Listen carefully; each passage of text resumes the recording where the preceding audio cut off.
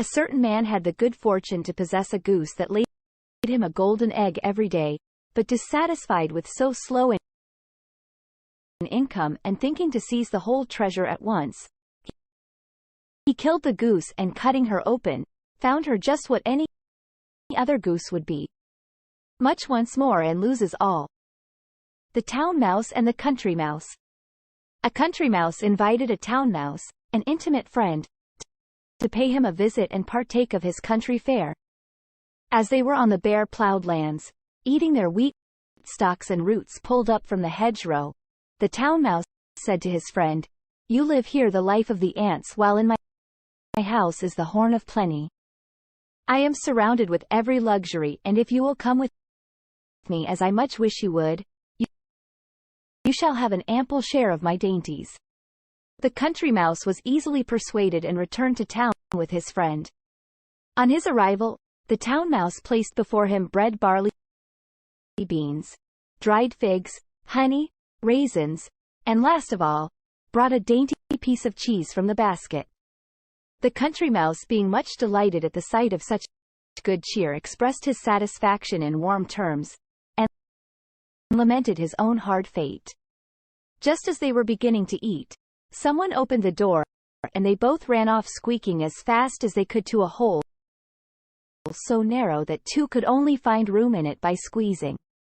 They had scarcely again begun their repast when someone entered to take something out of a cupboard, on which the two mice, more frightened than before, ran away and hid themselves. At last, the country mouse almost vanished, thus addressed his friend: "Although you have prepared for me so dainty a feast, I must leave you to enjoy it by yourself. It is surrounded by too many dangers to please me. Better a little in safety than in abundance surrounded by danger." The milkmaid and her pot of milk. A maid was carrying her pail of milk to the farmhouse when she fell a-musing. "The money for which this milk will be sold will buy at least 300 eggs. The eggs, allowing for all mishaps, will produce 250 chickens. The chickens will become ready for market when poultry will fetch the highest price. So that by the end of the year, I shall have money enough to buy a new gown. In this dress, I will go to the Christmas junketings, when all the young fellows will propose to me, but I will toss my head and refuse them everyone." At this moment, she tossed her head in unison with her thoughts. Went down fell the milk pot to the ground and broke into 100 pieces, and all her fine schemes perished in a moment. Count not your chickens before they are hatched. The Man and the Satyr. A man and a satyr once formed a bond of alliance. One very cold wintry day, as they talked together, the man put his fingers in his mouth and blew on them. On the satyr inquiring the reason, he told him that he did it to warm his hands. Later on in the day they sat down to eat, the food prepared being quite scalding. The man raised one of his dishes towards his mouth and blew in it. On the satyr again inquiring the reason, he said that he did it to cool the meat. "I can no longer consider you as a friend," said the satyr. "A fellow who with the same breath blows hot and cold, I could never trust.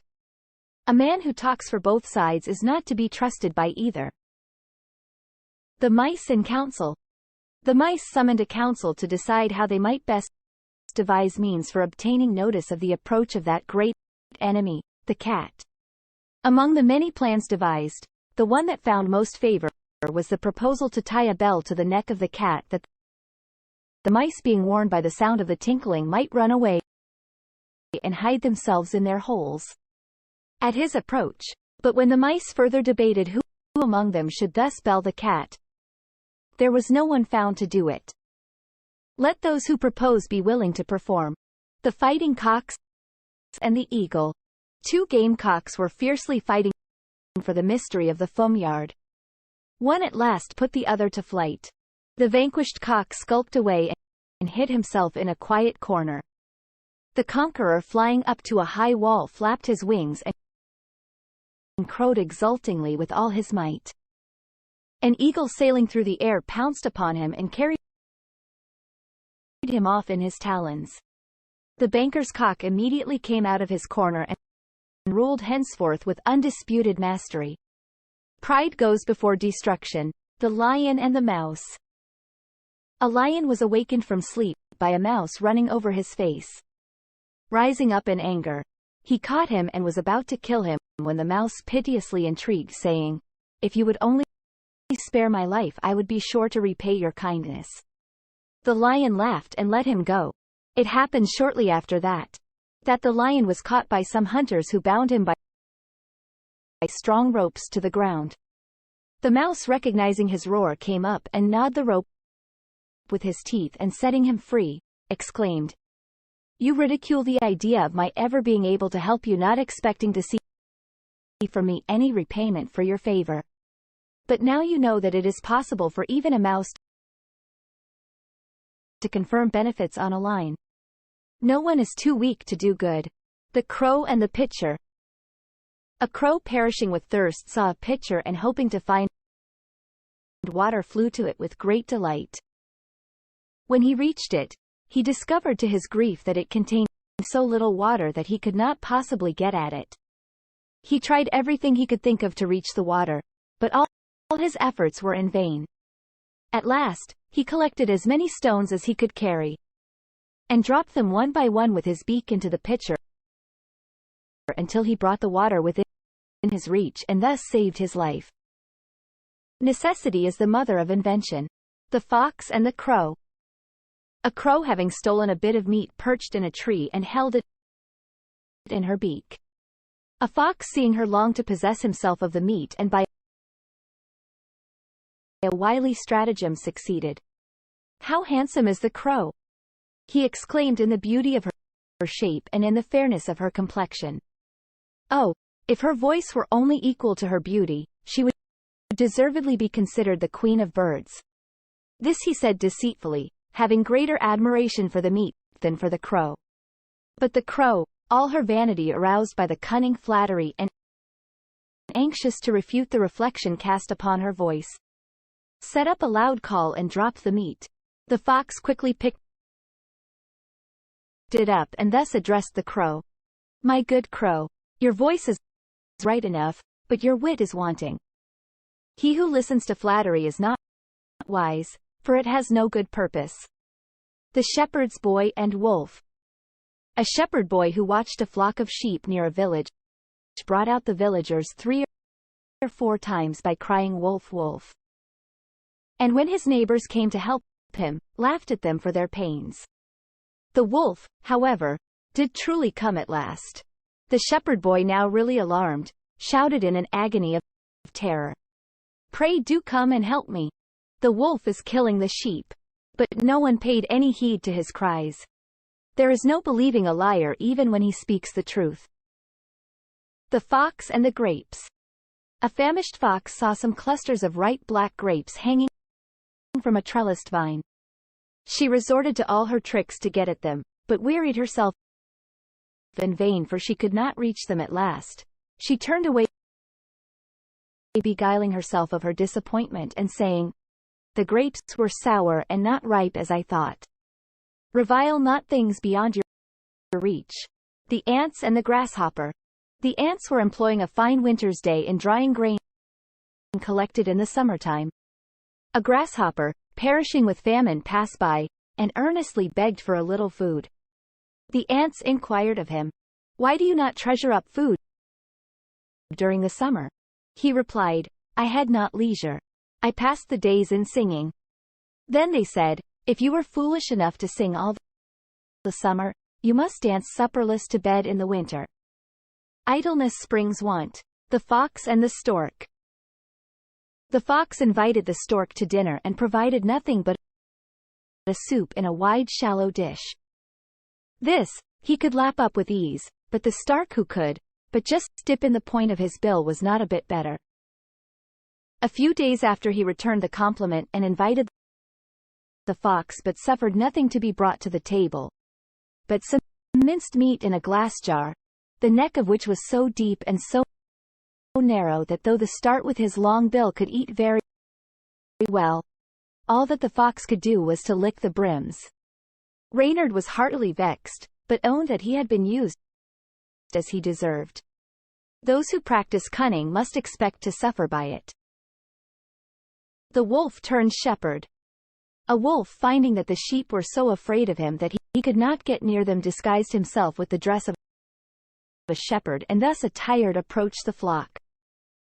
As he came near, he found the shepherd fast asleep.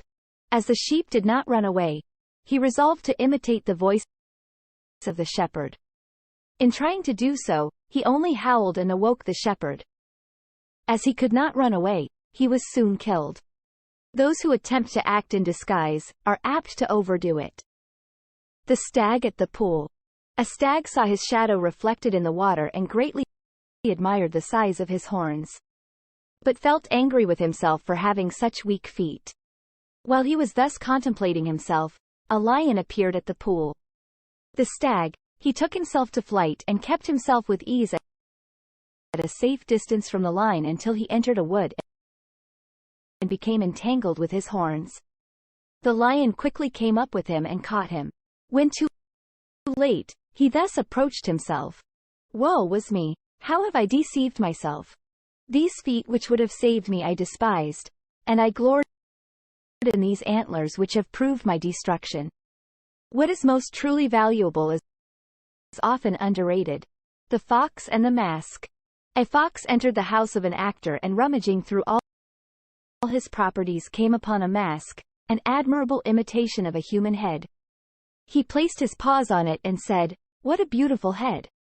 Yet it is of no value, as it entirely wants brains. A fair face is of little use without sense." The bear and the fox.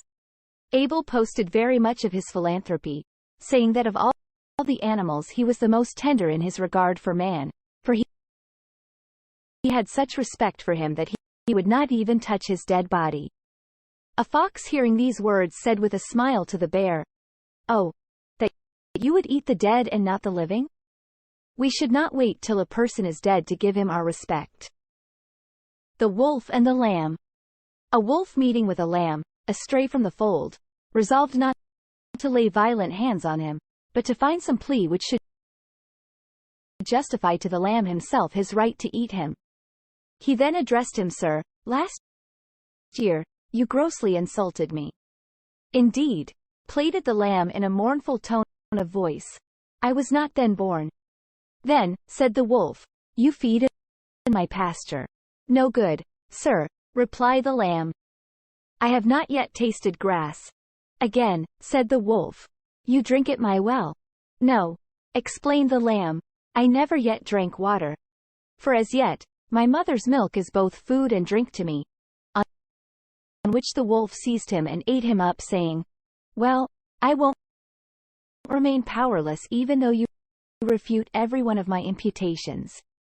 The tyrant will always find a pretext for his tyranny, and it is useless for the innocent to try by reasoning to get justice. When the oppressor intends to be unjust, the one-eyed doe, a doe blind of an eye, was accustomed to graze as near to the edge of the sea as she possibly could to secure greater safety. She turned her eye toward the land that she might perceive the approach of a hunter or hound, and her injured eye toward the sea, from which she entertained no anticipation of danger. Some boatmen sailing by saw her, and taking a successful aim, mortally wounded her. Said she, "Oh, wretched creature that I am, to take such precaution against the land, and after all, to find this seashore to which I had come for safety so much more perilous." Danger sometimes comes from a source that is least suspected. The dog, cock, and fox. A dog and a cock, traveling together, took shelter at night in a thick wood. The cock perched himself on a high branch while the dog found a bed at the foot of the tree. When morning dawned, the cock as usual crows very loudly. A fox, hearing the sound and wishing to make a breakfast on him, came and stood under the branches, saying how earnestly he desired to make the acquaintance of the owner of so sweet a voice. "If you will admit me," said he, "I should very much like to spend the day with you." The cock said, "Sir, Do me the favor to go round and wake up my porter, that he may open the door and let you in. On the fox approaching the tree, the dog sprang out and caught him and quickly tore him to pieces. Those who try to entrap others are often caught by their own schemes. The mouse, the frog, and the hawk. A mouse, by an unlucky chance, formed an intimate acquaintance with a frog. The frog, one day intent on mischief, bound the foot of the mouse tightly to his own. Thus, joined together, the frog led his friend toward the pool in which he lived until he reached the very brink, when suddenly jumping in, he dragged the mouse in with him. The frog jarred the water amazingly and swam croaking about, as if he had done a meritorious action.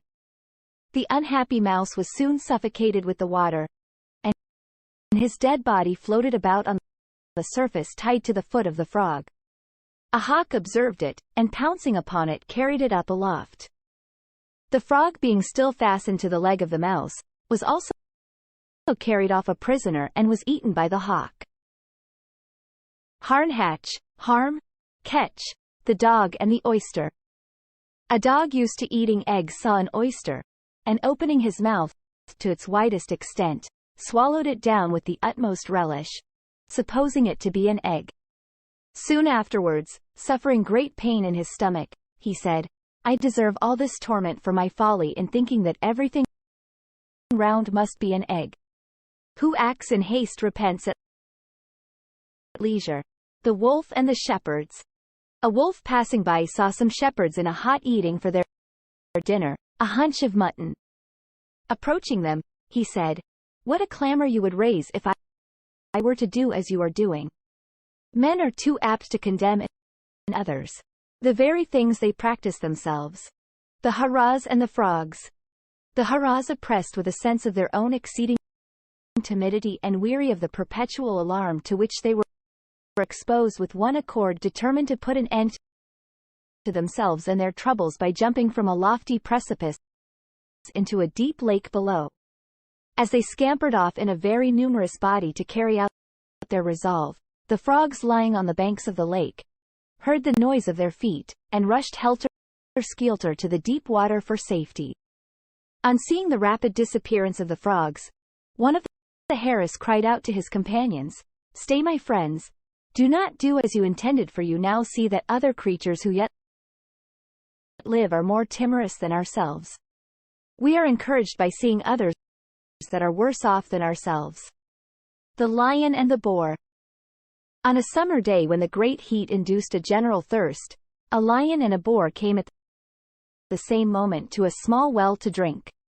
They fiercely disputed which of them should drink first, and were soon engaged in the agonies of a mortal combat. On their stopping on a sudden to take breath for the fierce renewal of the strife, they saw some vultures waiting in the distance to feast on the one which should fall first. They at once made up their quarrel, saying, It is better for us to make friends than to become the food crows or vultures, as will certainly happen if we are disabled. Those who strive are often watched by them who will take advantage of their defeat to benefit themselves. The mischievous dog.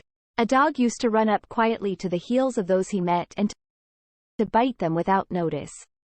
His master sometimes suspended a bell about his neck that he might give notice of his presence wherever he went, and sometimes he fastened a chain about his neck to which was attached a heavy clog so that he could not be so quick at biting people's heels.